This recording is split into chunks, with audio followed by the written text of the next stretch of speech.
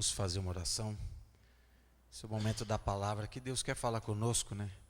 Independente de quem está aqui, o mais importante é que Deus quer falar ao seu coração, que você possa agora estar atento a isso. Então, que você possa fechar os teus olhos e apresentar a sua vida diante de Deus e falar com Ele aquilo que você precisa ouvir, o que você quer tratar com Ele, em nome de Jesus. Senhor, obrigado, Pai, pela Tua presença nas nossas vidas. Como é bom saber que se nós estamos aqui, é por causa da Tua misericórdia, Pai. E precisamos entender isso e usufruir da Tua presença sobre as nossas vidas, ó Pai. Pedimos agora, Pai, fala conosco, perdoa os meus pecados, purifica a minha vida, Deus, que seja falado e ouvido apenas aquilo que o Senhor tem para nós, ó Deus. E tudo aquilo que o diabo queira fazer para atrapalhar, tirar a nossa atenção, ou arrumar confusão, nós repreendemos em nome de Jesus, porque ele não é convidado para estar aqui, Pai. Que a Tua presença seja plena e Teu Espírito possa falar aos nossos corações. Te louvamos por tudo, ó Deus, em nome de Jesus. Amém. Amém.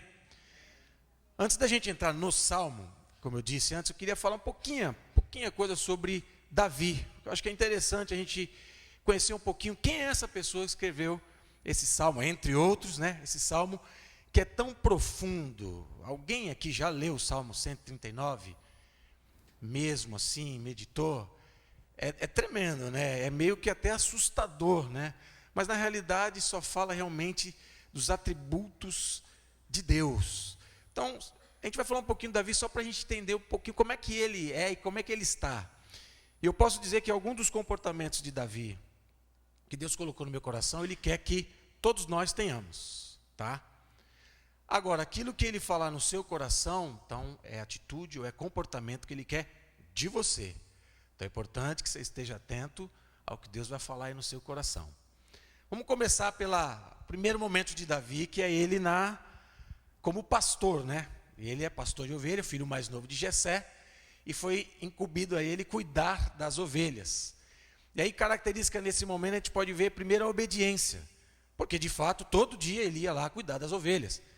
Ele podia fazer como muitos de nós fazemos, né? A molecada hoje, né? Vai dar um rolê, né? Pedir, vai lá, filho, cuidar da ovelha. Daqui a pouco eu vou, pai. Deixa eu acabar essa partida aqui, né? Molecada hoje é assim, né? Vai ajudar ali, limpa a louça ali. Não, deixa eu só acabar essa série aqui, série de 15 capítulos, né? Aí depois eu vou. Davi não, ele foi obediente e estava lá todos os dias cuidando das ovelhas. E ali ele teve grandes experiências com Deus. Ele começou a ter eu vou usar essa expressão, né, mais empresarial, né, currículo, mas o que eu quero dizer, ele foi começando a construir uma vida de experiência e de relacionamento com Deus, já jovem, né? Uma outra característica aqui, ele era zeloso e atento, porque numa dessas você vê, ele conseguiu vencer o leão e o urso. Eu estava lembrando, quando eu estava meditando, uma vez eu estava em casa, eu e meus filhos, os dois, né? E aí eu pedi para o mais velho, de 8 anos, para cuidar do mais novo, de 3 anos. Falei, papai vai tomar banho, você dá uma olhada no seu irmão? Tá bom, pai, pode ir. Aí no finalzinho eu ouvi um... E aí o menor começou a chorar. Aí eu fui até lá, Mateus, mas o que aconteceu? Murilo caiu.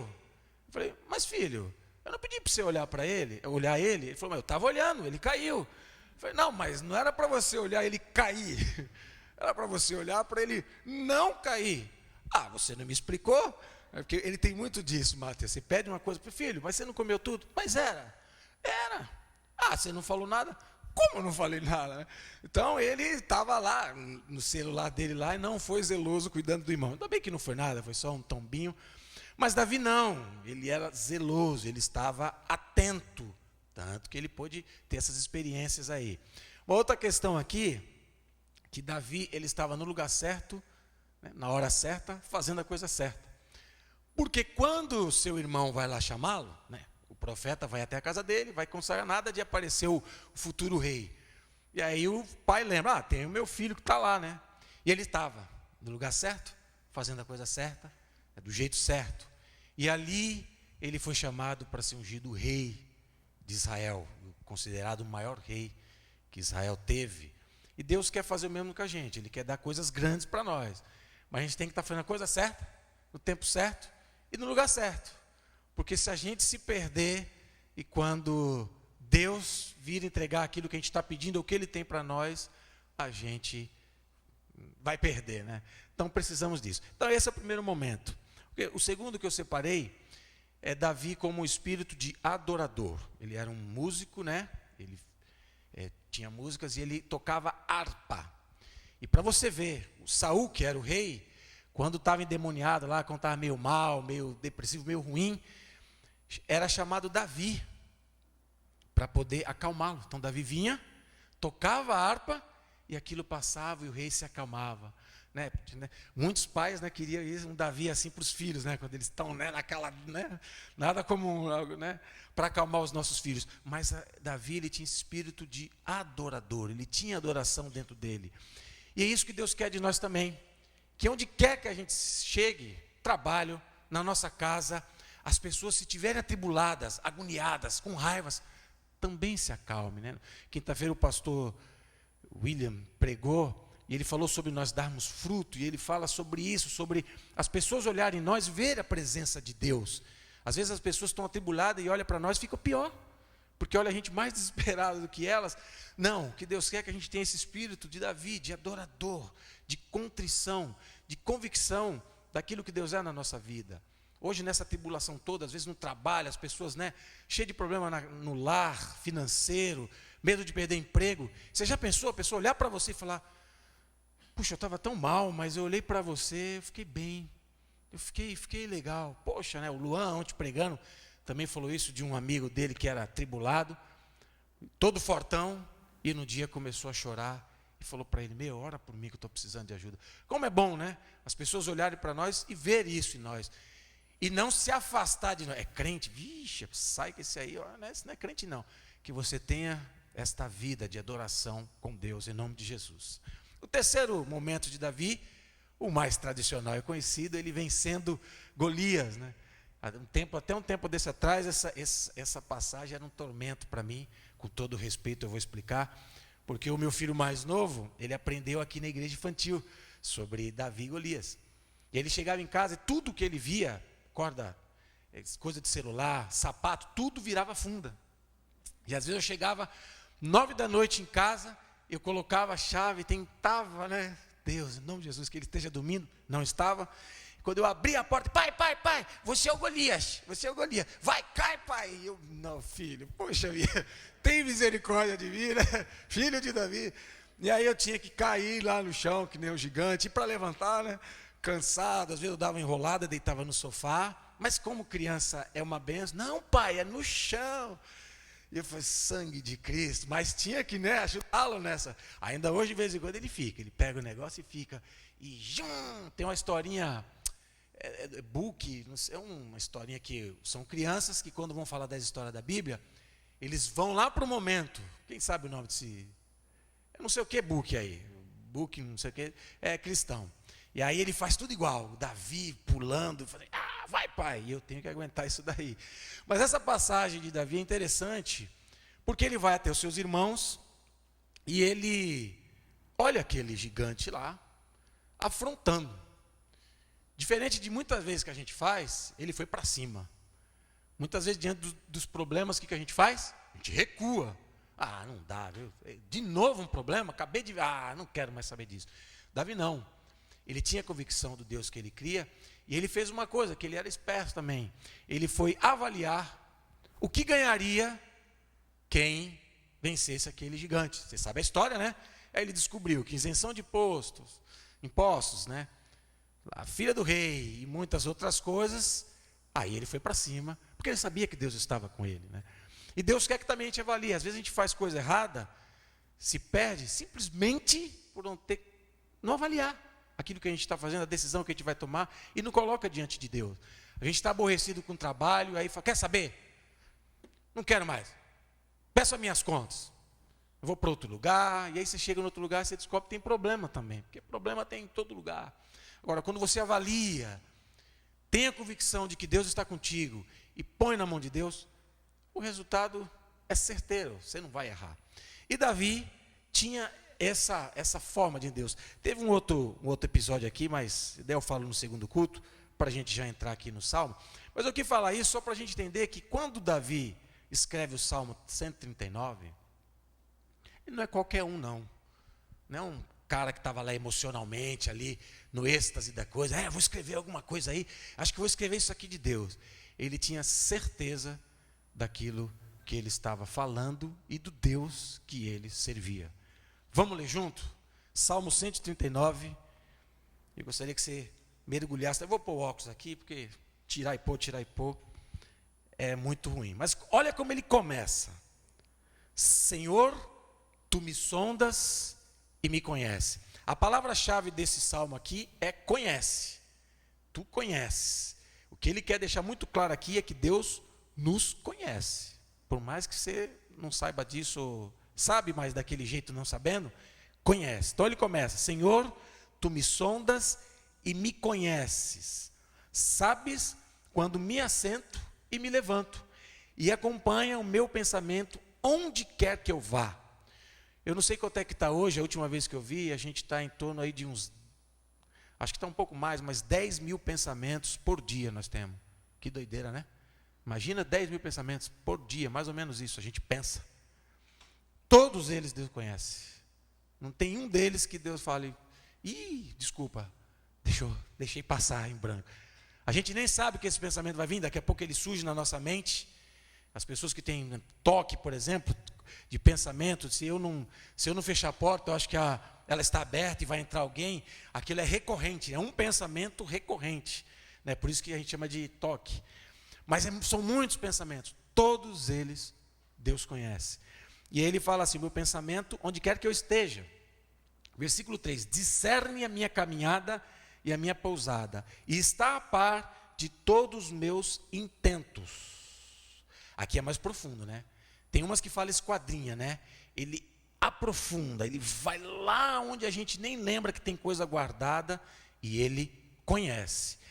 Aí ele diz aqui, ó, o versículo 4: porquanto a palavra ainda não chegou à minha língua, e tu, ó Eterno, já conhece completamente. Dizem, né, quem estuda, que a gente, quando vai falar, já tem no gatilho, no inconsciente, em torno de 18 palavras já para vir.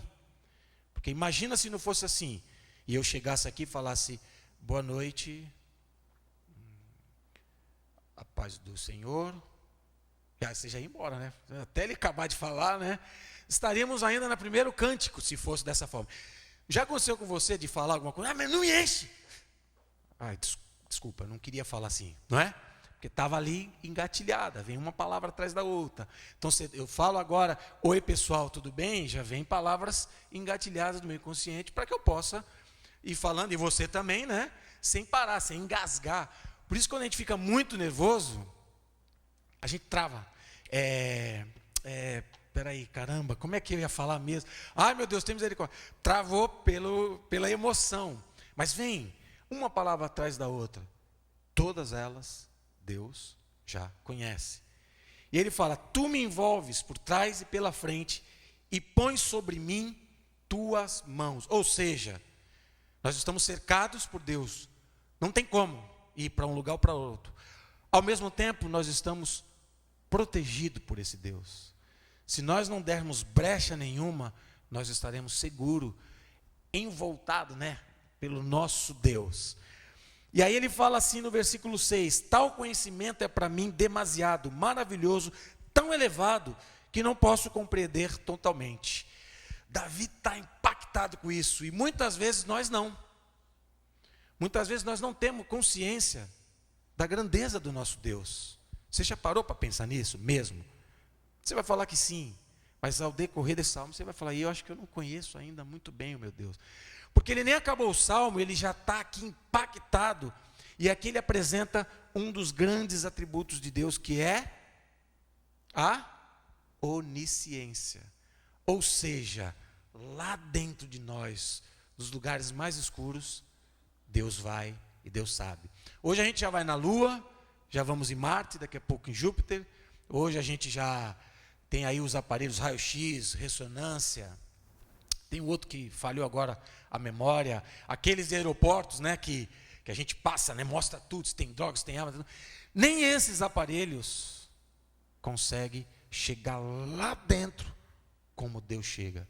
Nem nós, a gente acha que a gente se conhece. Não, eu sei até onde eu posso ir.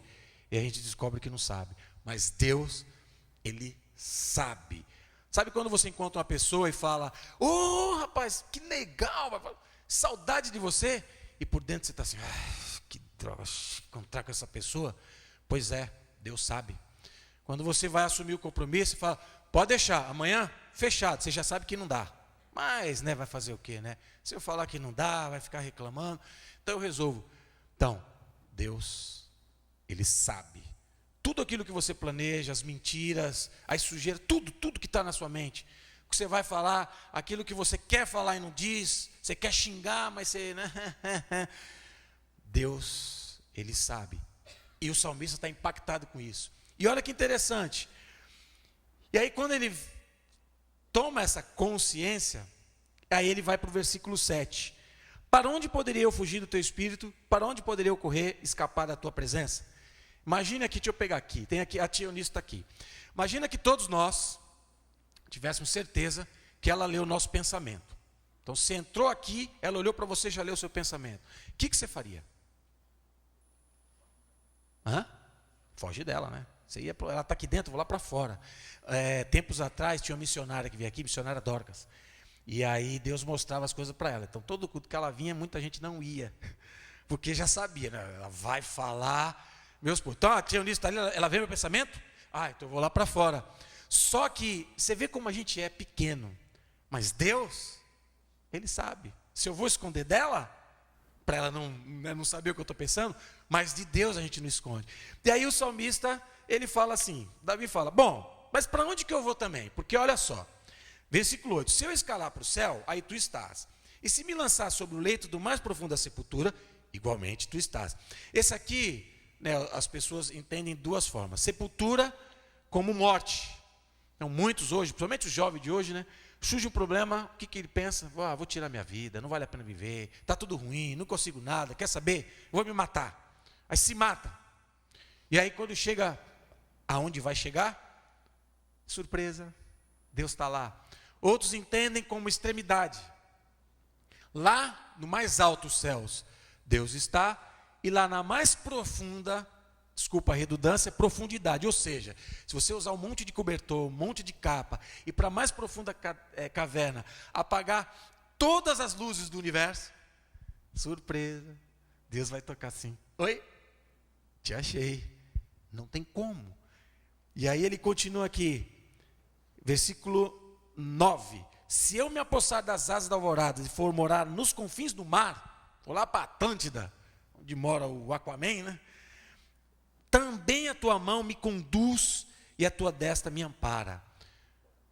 Se você também estiver se sentindo, porque às vezes a gente não está neste lugar, mas a gente está se sentindo assim, Tem dia que a gente acorda, parece que a gente está no fundo de um poço, Parece que nada faz sentido, mas Deus está aí. E olha o que ele fala: a tua mão me conduz e a tua destra me ampara.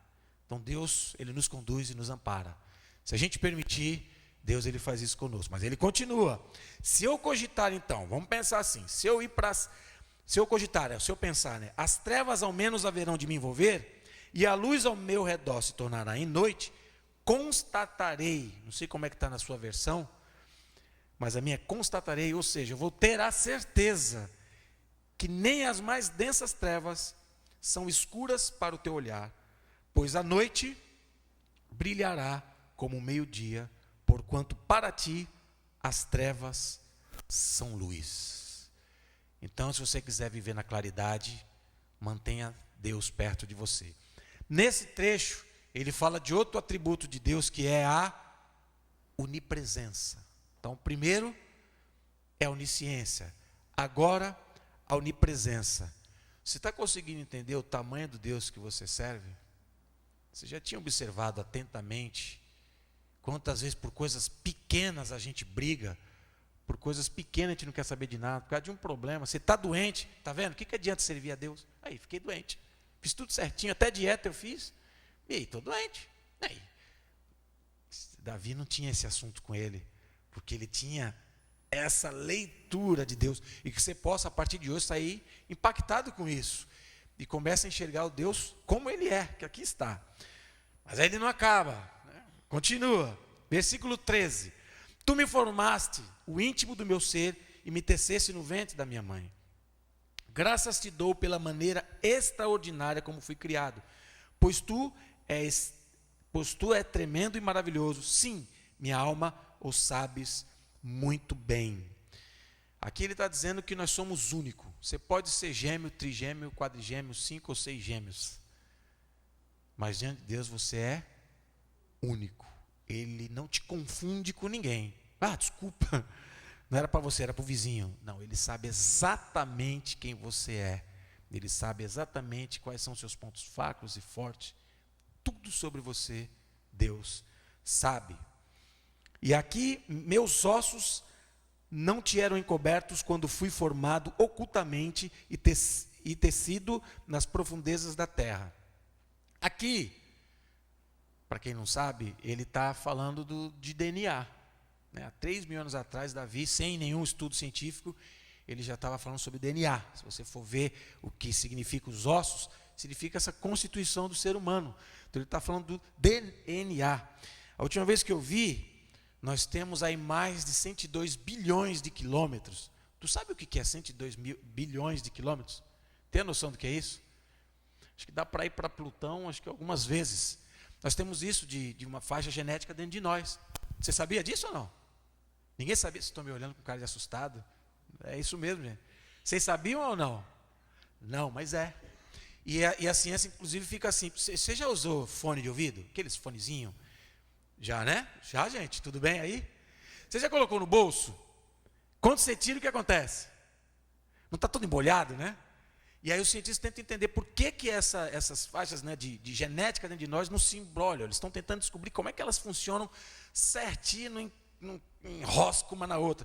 E aí é que está toda a nossa genética. Tudo. Nossos olhos, cabelo, tudo está aí.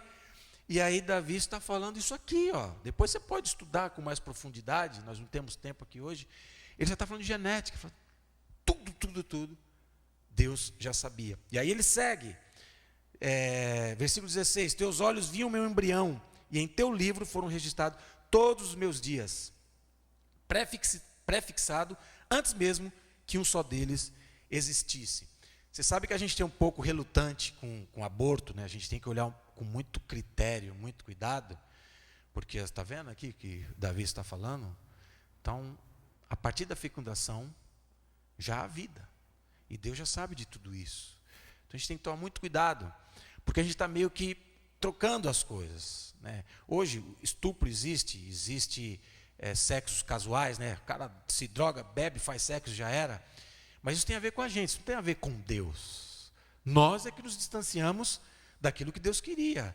Não é que Deus criou o homem e falou, vixe, acho que eu fiz uma bobagem, errei ali, agora já era. Não, nós, em Romanos você vê isso, quando Paulo ele fala, e o homem conhecendo a Deus como Deus, ou seja, consciente de quem Deus existia, ele preferiu adorar a criatura ao invés ao Criador. Então inflamaram-se entre si, e aí ele vai falando lá um monte de coisa. Então a gente tem que entender isso. Se Deus é bom e existe e sabe tudo isso daí, ó, se ele sabe de tudo, por que ele não resolve tudo? Se ele já sabe que amanhã eu vou fazer bobagem, por que ele já não me impede? Porque a gente é assim, né? Folgado. Não, isso é problema teu. Você que tem que ter a tua consciência, a tua vida com Deus. Só que Deus já sabe. Ele já sabe, ele pode até, e geralmente ele faz isso, ele tenta nos alertar, através da palavra, através de pessoas. Aí se você não ouve, aí o problema é seu. Mas aqui então ele está falando dessa parte do embrião. Desde lá, eu viajo muito, tá, gente? Mas não sei se você consegue ir junto, ou está demais, mas você já parou para pensar em tudo isso? Todas essas minuciosidades, Deus já sabe. E aí ele fala assim, ó, versículo 17, ó Deus, como são complexos e preciosos para mim os teus pensamentos, quão vastos e profundos os teus conhecimentos. Se eu pudesse somar, seria mais do que o grão de areia, e se eu os contasse, levaria toda a eternidade, e ainda haveria o que contar. Você sabe que tem um versículo que fala que, Deus fala, eu sei os pensamentos que eu tenho de vós, são pensamentos bons. para que você tenha o fim que desejais, um fim próspero. Então você vê que os pensamentos de Deus sobre nós não dá nem para contar. Você vê o quanto a gente está perdendo de aproveitar a vida com Deus, porque a gente às vezes é invejoso, orgulhoso, ruim, teimoso, quer viver a vida do nosso jeito, e a gente está perdendo toda essa grandeza de experiência com Deus que Davi tinha. E aí agora no 19, é meio estranho, o pessoal fica meio assim para ler essa parte. Sabe quando você está numa conversa, e aí você começa a ficar empolgado com a conversa, quando você percebe, está todo mundo falando alto, porque... Gente, fala baixo. Já aconteceu isso com você. A gente vai se empolgando, né? A impressão que dá é que Davi está assim, ele começa a enxergar de novo, ter ali na frente dele tudo isso de Deus, aí ele fala assim, no 19, quem me dera exterminasse os meus inimigos, né? Parece que ele já está virando Hulk aqui, né? Deus, então as pessoas inescrupulosas e sanguinárias se afastariam de mim, pessoas que com má intenção pronunciam o teu nome, tornando-o em vão como inimigos teus. Senhor, como não odiar aqueles que te odeiam? Nossa, o negócio está ficando bravo aqui, né? Como não abominar os que se levantam contra ti? Eu os odeio com ódio implacável, né? Tornam-se dessa forma meus próprios inimigos. Davi já está aqui, já, né? Mas veja só, você tem que levar em consideração algumas coisas. Uma delas, aqui é uma outra época, a época que tudo é ferro e fogo. Aqui tinha guerras, se conquistavam as coisas com guerras, então os inimigos eram inimigos mesmo. Se Davi fosse escrever esse salmo agora, o que ele falaria?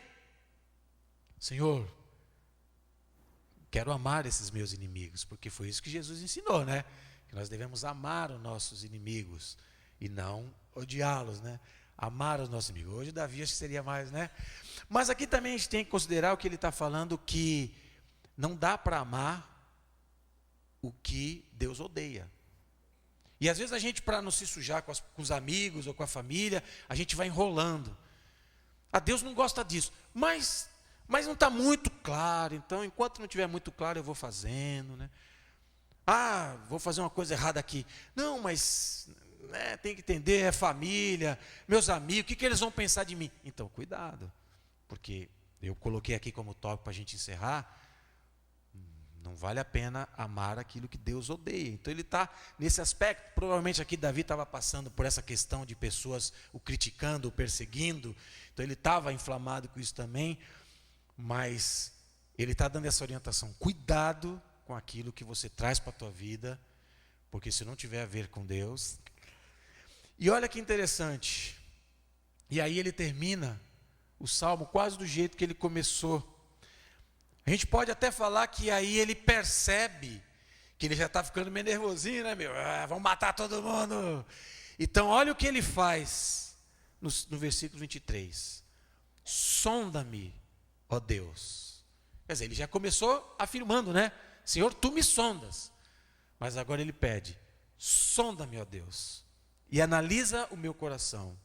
Examina-me e avalia as minhas inquietações. Vê se há em mim algum sentimento, o meu é funesto. Como é que está na sua versão aí? Mal, né? Mal, né? Tem alguém diferente de mal? Péssimo. Funesto aqui significa algum sentimento que vai acabar com a minha vida, que vai me atormentar. E guia-me pelo caminho da vida eterna. Vamos entender. Então ele fala, sonda-me, ó Deus. Aqui ele está dizendo uma coisa que eu desafiaria você a fazer, mas talvez você não queira. Ele está dizendo assim, sonda-me, ó Deus. Ou seja, aquilo que está de podre, de sujo, lá dentro de mim, lá nas minhas entranhas, que eu nem conheço, traz para fora. E aquilo que está lá nas minhas entranhas escondido, que eu estou escondendo, traz para fora também. E avalia. Esse prova-me, você já foi provar roupa, né? Você vai, coloca uma roupa, não ficou legal, não é isso? Você vê, opa, essa aqui deu certo. É isso que ele está falando. Prova-me, ou seja, tira toda essa podridão que está dentro de mim, tudo aquilo que está em mim, que não te comporta, que o Senhor não aceita, tira, pois ele diz aqui, analisa meu coração, examina-me, avalia-me. Porque muitas vezes a gente sabe a sujeira que a gente tem dentro de nós, né? E muitas vezes tem umas que estão lá que a gente nem percebe que já está tão enraizada. Eu lembro de uma época, um rapaz, eu era jovem, 2 anos atrás, no Rio não. E aí a gente estava conversando, a gente conversava, e a gente falava assim, meu, olha esse carro, que carro legal. Ele, meu pai tem um. É mesmo? A gente começou assim, né? É mesmo? É muito bom, é muito bom. Ele faz assim, fala, caramba, né? Pô, legal. Aí depois passava, né? Meu, olha essa moto. Não, meu pai tem um. Ele falava a cidade, eu não vou falar aqui. Ele falava em tal cidade. É mesmo? Essa moto deve dar um quê? Os 500? Essa moto é assim, assim. Legal. Rapaz, tem um relógio que saiu. Meu pai tem um. E uma hora a gente ficou meio assim, mas peraí. Você está falando de Deus? É Deus, teu pai Deus? Porque era tudo. Se a gente falasse, olha esse dente, meu pai tem um. Mas teu pai tem tudo? Que pai é esse que eu quero também para mim? E aí a gente descobriu que ele era mentiroso, né? E só que isso estava tão enraizado nele. E pior que a gente fez uma reunião, né? Eu era de uma outra igreja, não era daqui. A gente fez uma reunião e aí a pessoa responsável pela reunião ainda falou. Está todo mundo aqui falando que fulano é mentiroso. Nossa, nós ficamos tudo amarelo, tudo. Quem é que vai começar falando? E a gente com medo, né? Porque a gente é assim, né? Não, a gente não pode ficar mal com o nosso amigo, né? O cara está fazendo bobagem, falando bobagem, nós estamos indo junto com ele, né? Nós somos assim, né? Ponderados. E aí, tadinho, ele ficou muito sem graça. Mas aquilo estava tão nas entranhas. E aí esse líder que estava falando, ele falou, não pode. Meu, você não está percebendo que isso está dentro de você já? Essa mentira, essa sujeira. E o salmista ele está falando isso. Deus, sonda-me, tira isso de mim, tira, prova, aquilo que não presta tira, e aquilo que serve eu fico. E aí ele fala, e guia-me pelo caminho da vida eterna, ou seja, que eu possa andar dentro da tua vontade, que eu possa estar dentro dos seus planos, que a minha forma de ser, a minha forma de agir, a minha conduta te glorifique, e eu possa herdar a vida eterna. É assim que ele termina esse salmo. E aí, para nós encerrarmos, eu separei aqui algumas coisinhas, só pontos que a gente pode aprender daqui. A primeira delas é, não seja um espectador. Na quinta-feira, o pastor William pregou, e ele usou essa frase. Aí Deus falou no meu coração, eu anotei para hoje. A frase foi dele, eu só estou anotando. Não seja apenas um espectador. Eu conheço 2 tipos de espectadores. Aquele que vem e repara em tudo, menos no que deve reparar. Nossa, mas aquela luz ali está estranha, né? E essa caixa, por que está assim? Podia estar para cá. Essa flor aí está meio estranha, né? Não, está legal. Eu lembro que quando eu era garoto, eu estava no culto vendo a palavra, e aí o pregador estava pregando, né? Quando prega, vê sai aquelas coisinhas assim, né? Aguinha assim, a unção. E aí ele pegou um lenço e limpou. Aí eu falei, poxa, isso é que higiene, né? Oh, legal esse pregador. Aí ele continuou, limpou de novo. Falei, legal. Aí depois ele limpou de novo. Falei, eu acho que o lenço já está ficando contaminado. E aí ele falava, gesticulava, ele começou a suar. Aí ele limpava a testa e guardava. Depois ele limpava a testa, a boca e o microfone. Aí eu já me perdi. Falei pronto. Que salada que está naquilo ali. E eu estava sendo esse espectador. Ao invés de eu prestar atenção na palavra, eu estava já pensando, quero ver quem é o próximo vai pegar esse microfone. Como é que vai ser? Se vai conseguir falar ou não. E aí eu fui embora. E a palavra indo. E Deus falando. E eu prestando atenção no pobre do pregador que estava lá ungido mesmo. Então tem gente que é assim. E vai embora assim. Tentando ver quem é o que vai pegar o microfone depois de mim, né? Mas eu não cuspi, não. O outro tipo de espectador, a gente acha até no futebol, é aquele que vibra. Já viu aquele que está na praça? Aleluia! Eita, né? E ele vai embora assim, parecendo um vibrador, vai vibrando. Mas se você perguntar para ele, e aí, meu? Olha, eu sei que eu me arrepiei. É mesmo? Mas o que foi falado? Mas tanta coisa de Deus. É mesmo? Mas, teve os atributos. São alguns lá. Mas está na Bíblia. Depois você lê lá. Vibrou. Não, Deus quer que a gente seja interativo. Que a gente participe, que a gente ouça a palavra, leia a palavra. E depois a gente pratique, experimente, veja o resultado. que ela tem para a nossa vida. Então não seja um espectador, não. Seja realmente como Davi. Você pode ver, se você ler o salmo dele, Davi errou também, viu? Ele não era perfeito, não. Ele errou também, mas se você vê a história de Davi, o camarada, ele conhecia Deus, ele sabia de quem ele falava. Uma outra questão que eu coloquei aqui, eu já até falei, não ame o que Deus odeia. Não faça o que Deus não gosta. De manhã a missionária Valéria falou sobre o que é certo e errado é errado, né?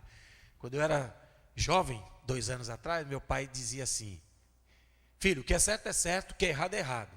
Essa parte eu consegui compreender, eu fiquei feliz. Ele falou assim, só que quando a maioria é errada, o errado passa a ser certo e o certo passa a ser errado. Aí foi ficando estranho, eu falei, ih, pai, está filosofando, né? Ele falou, então você tem que tomar cuidado, porque às vezes você vai fazer o errado achando que é certo. Por quê? Porque a maioria está fazendo. Ué, se todo mundo está fazendo, eu vou fazer também, né? Você já viu aquelas pegadinhas que vem um monte de gente correndo, e aí a pessoa olha, vê todo mundo correndo, corre também? Está todo mundo correndo, eu vou correr também. E às vezes é só uma pegadinha. E ele falava, e às vezes você vai deixar de fazer o que é certo, porque ninguém faz. Hoje os jovens, os adolescentes passam dificuldade, porque não namorar, não beijar e não fazer sexo, isso já virou loucura, né? Já virou coisa boba. Então imagina, porque o certo é fazer tudo isso. Então, tome cuidado para você não fazer, amar, praticar aquilo que Deus não aceita. E aí muitas vezes a sua vida não vai para frente e você não sabe e tem a ver com uma dessas coisas. O próximo é, seja sincero e transparente. E também não trate Deus como você trata as pessoas. Eu estou falando aqui, você está ouvindo, mas eu acho que muitos de nós ainda não entendeu a grandeza que é esse Deus. E muitos da Bíblia também não. Só para a gente lembrar, Adão, quando a Eva pega o fruto, Adão se esconde e Deus, ele fala assim, Adão, onde você está? Deus não sabia? Sabia. Ué. E aí Adão falou o quê? Eu estava nu. E aí Deus perguntou, mas quem te falou? Pois é, né? Era Deus que estava falando com ele. Mas ele estava enrolando ali. Ele nem percebeu que ele já estava nu antes diante de Deus. É que ele não sabia. Então nessa associação ele fez, nossa, Deus sempre me viu assim. Bom, se ele sempre me viu assim, né? Não, você vê como a gente tem essa mania de sempre enrolar. Nós temos Caim também. Quando Deus chega para Caim e fala, ô Caim, cadê teu irmão? E aí Caim, educadamente, e eu estou sendo irônico, né? Falou assim, por acaso eu sou babado, meu irmão? É que nem filho às vezes fala com o pai, né? Ele está falando com Deus. Deus chega para ele e fala, ô Caim, cadê teu irmão? Eu é que sei. Mais ou menos assim. Que ele responde para Deus. Só que infelizmente é assim que às vezes a gente responde também para Deus. Temos outro, Acã, quando ele rouba lá os negócios lá, os tesouros e esconde. Olha que coisa. Ele esconde e fica quieto. A gente pega e fica quieto, né? Parece que Deus, eu gosto de dormir à tarde. Eu não, né? As pessoas gostam de dormir à tarde, né? Aquele soninho da tarde. Aí tem gente que pensa assim, eu sou imagem e semelhança de Deus, se eu gosto de dormir à tarde, Deus também. Então à tarde dá para me aprontar que ele não vai ver. Às vezes parece que a gente pensa assim. E Acã ele rouba e fica quietinho. E aí o pessoal perde, e aí eles vão descobrir o que é. E olha só, aí, acho que é Eliseu, se eu não me engano, me fugiu, Eliseu, que é o líder lá. Nossa, me deu branco agora. Quem? Como eu falei, é Josué, estou brincando. Josué, né? Ele chega e fala, nós vamos lançar aí a tribo, hein? Vai sortear a tribo para ver quem é que está aprontando. E o cara lá quietinho. Caiu a tribo dele. Mas como às vezes a gente faz, não, mas no final vai dar certo. A tribo foi sorte. Sorte, ele tem vida com Deus mesmo, Josué, porque Deus acertou a tribo.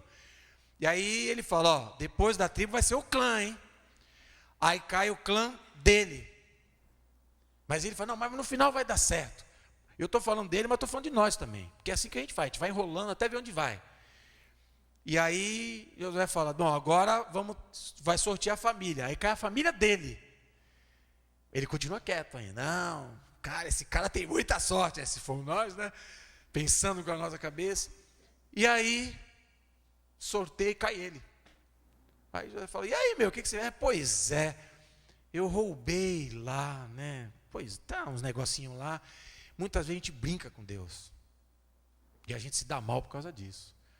Porque ou a gente não é sincero e transparente com Deus, ou a gente acha que Deus é como um amigo, alguém que a gente enrola, um patrão, né? Um pai, uma mãe, um filho. Deus é Deus. E nós temos que entender que Ele é Deus. Claro que Ele se humanizou através de Jesus. Claro que Ele entende os nossos sentimentos. Ele não é frio. Ele entende os nossos sentimentos. Mas Ele quer que a gente o trate e o considere como Deus. E é isso que o salmista está fazendo aqui. E para encerrar, 2 Pedro 3, se você quiser abrir rapidinho. 2 Pedro, capítulo 3, 17. Deixa eu ver se eu vou aqui rapidinho também. 1 Pedro, não, desculpa. 2 Pedro. 2 Pedro, que está do lado, 3, 17 e 18. Já abriram? Podemos ler? Então diz assim, ó, sendo assim, amados, estando bem e bem informados, estando conscientes, estando sabendo tudo aquilo que eu ensinei, que ele escreve aqui na carta. Cadê aqui o 17? Então vamos lá. Sendo assim, amados, estando bem informados, guardai-vos para que não sejais conduzidos pelo erro e sedução dos que não têm princípios morais, vindo a perder a vossa segurança e cair. E aí o versículo 18 ele fala, antes crescei na graça e no conhecimento de nosso Senhor e Salvador Jesus Cristo. A Ele seja a glória, agora e no dia eterno. Amém. Pedro é outro que conheceu a Deus através de Jesus. Quando Jesus fala assim, Pedro, tu me amas? O que ele responde? Tu sabes. Antes, como é que ele respondia? Quando Jesus falava, eu vou morrer, vai nada, nós vamos pegar todo mundo. Ele era aquele, como muitas vezes a gente era, no final tudo vai dar certo, porque eu creio, eu vou fazer bobagem, porque no final Deus me ajuda, né? Ele era meio assim, meio... Mas agora, naquele finalzinho, quando Jesus fala, Pedro, tu me amas? Ele fala, tu me conheces, tu sabes que eu te amo. E é isso que Deus quer das nossas vidas, que a gente cresça, como está dizendo aqui, na graça e no conhecimento de Jesus Cristo, do nosso Deus. O que Deus quer é que a gente tenha essa profundidade com Ele, como eu disse, esse currículo com Ele, que a gente, quando as pessoas chegarem até nós, a gente saiba de quem a gente está falando.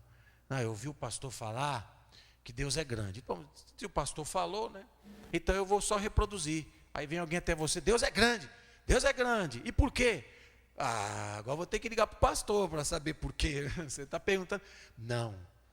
O que Deus quer é que nós, assim como Davi tinha essa intimidade, tinha essa convicção, sabia exatamente os atributos e como que era Deus e quem era Deus, é o que Deus quer para as nossas vidas. E é com isso que nós vamos ter grandes experiências com Deus. O pastor Natalino sempre fala isso, que ele fica triste porque às vezes as pessoas demoram tanto para entender e é capaz de você sair daqui e daqui a pouco começar a fazer bobagem, porque não entendeu direito e esqueceu que você está fazendo bobagem, Deus está olhando, mas não é possível, eu já não te avisei que eu estou vendo, não adianta você esconder, porque nós como humanos, a gente tem essa tendência de recuar ao estado de acomodação. E o que Deus quer, não. Ele quer que a gente tenha vida plena, vida abundante com Ele. Amém?